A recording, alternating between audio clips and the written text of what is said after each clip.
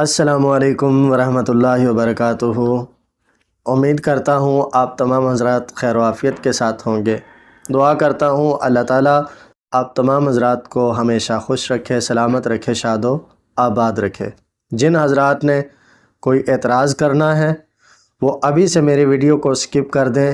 Mirza engineer کو آج میں جواب دینے والا ہوں۔ مرزا انجینئر بدبخت اور کمینے آدمی کی طرف سے بزرگان دین پر یہ الزام لگایا جاتا ہے کہ وہ اپنے نام کے کلمے پڑھوایا کرتے تھے۔ آج کہتے ہیں کتابیں بدل گئی ہیں۔ ہاں کمینیا، تو کمینہ ہی نکلے آئے، واقعی کمینہ ہی نکلے ہیں، اپنے نا دا کلمہ پڑھائی کمینیا۔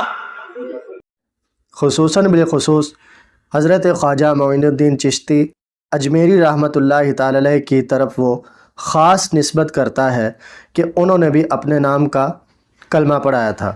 کلمہ کون سا ہے؟ لا الہ الا اللہ چشتی رسول اللہ۔ اگر اس بدبخت آدمی کے دل میں بغض نہ ہوتا، حسد نہ ہوتا، کینہ نہ ہوتا تو یہ اس کلمے کو دیکھتے ہی سمجھ جاتا کہ یہ کلمہ فیک ہے، جھوٹ کا پلندہ ہے، اس کا حقیقت کے ساتھ کوئی تعلق نہیں ہے۔ لیکن اس کے دل میں بغض ہے، حسد ہے، کینہ ہے، اس کے دل میں فتنہ ہے، اور یہ چاہتا ہے جہاں طرح طرح کے اس جہاں میں فتنے پائے جاتے ہیں ان فتنوں میں میرا نام بھی سر فہرست ہونا چاہیے۔ ہاں اس وجہ سے یہ لوگوں کو غلط گائیڈ کرتا ہے اور بزرگان دین پر الزام لگاتا ہے کہ وہ اپنے نام کے کلمے پڑھواتے رہے ہیں، حالانکہ اس کلمے کا خواجہ معین الدین چشتی اجمیری رحمۃ اللہ تعالی علیہ کے ساتھ دور دور تک کوئی تعلق نہیں ہے۔ چشتی رسول اللہ عربی کا لفظ ہی نہیں ہے۔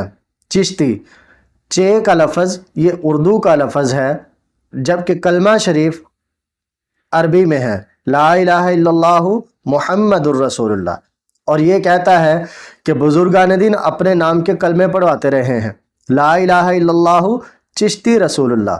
کوئی بھی ذی شعور آدمی جب یہ کلمہ پڑھے گا تو اسے فوراً پتہ چل جائے گا کہ یہ چے کا لفظ تو عربی کا لفظ ہی نہیں ہے۔ آپ قرآن پاک پورا پڑھ کے دیکھیں، سورہ فاتحہ سے لے کر سورہ ناس تک پڑھیں، چے کا لفظ آپ کو قرآن پاک میں کہیں ایک بار بھی نہیں ملے گا۔ پتہ چلا کہ یہ عربی کا لفظ نہیں، یہ اردو کا لفظ ہے، اس کا قرآن و سنت کے ساتھ کوئی تعلق نہیں، بعد میں یہ ایڈ کر دیا گیا ہے، اور ان فتنہ پرور لوگوں کی طرف سے صرف الزام ہی لگایا جاتا ہے، جبکہ اس کا تعلق حقیقت کے ساتھ نہیں ہے۔ دوسرا یہ کہ خواجہ صاحب اگر اپنے نام کا کلمہ پڑھاتے تو انہوں نے چشت کیوں کہنا تھا؟ چشت تو جگہ کا نام ہے، جہاں خواجہ صاحب رہتے تھے اس جگہ کو چشت کہتے تھے، تو وہاں صرف خواجہ صاحب تو نہیں رہتے تھے۔ خواجہ صاحب نے اگر اپنے نام کا کلمہ پڑھانا ہی تھا تو وہ اپنا نام لیتے، نہ کہ چشت کہتے، کیونکہ چشت میں تو ہزاروں لوگ رہتے ہیں، پھر ان کو اپنے نام کا کلمہ پڑھانے کا کیا فائدہ ہوا؟ ہاں سبحان اللہ۔ اب آپ اس بات کو مثال کے ذریعے سمجھنے کی کوشش کریں۔ پاکستان میں رہنے والا کوئی آدمی اگر وہ اپنے نام کا کلمہ پڑھانا چاہے، خدا نخواستہ اللہ نہ کرے کہ کوئی اپنے نام کا کلمہ پڑھائے، لیکن اگر کوئی اپنے نام کا کلمہ پڑھانا چاہے تو کیا وہ یہ کہے گا کہ لا الہ الا اللہ پاکستانی رسول اللہ؟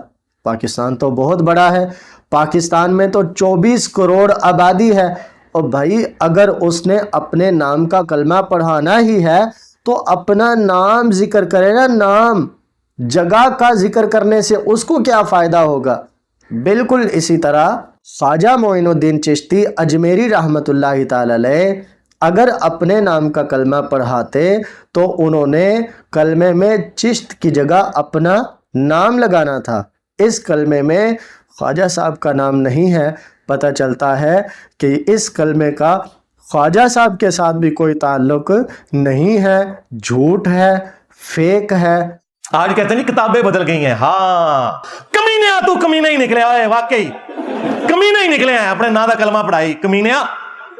محض خواجہ صاحب پر ایک الزام ہے جس کی کوئی حقیقت نہیں ہے۔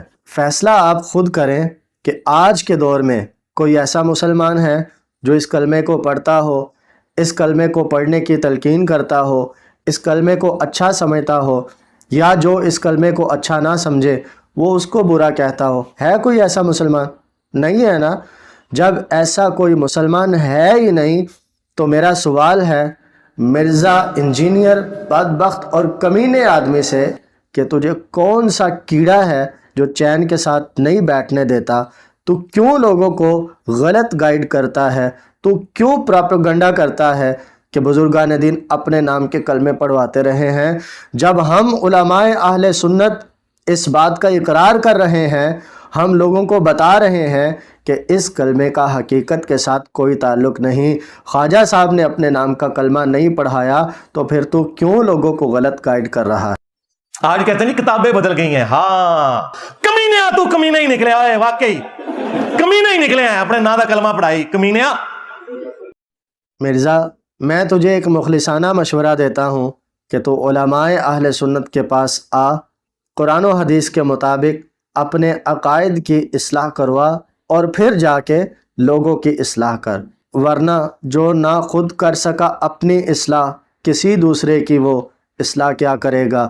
تجھے چاہیے کہ تو پہلے اپنی اصلاح کرے اور پھر دوسروں کی اصلاح کرائے۔ جن حضرات نے ابھی تک ہمارے چینل کو سبسکرائب نہیں کیا وہ ہمارے چینل کو ضرور سبسکرائب کر لیں تاکہ ہر آنے والی نئی ویڈیو سب سے پہلے آپ تک پہنچ سکے۔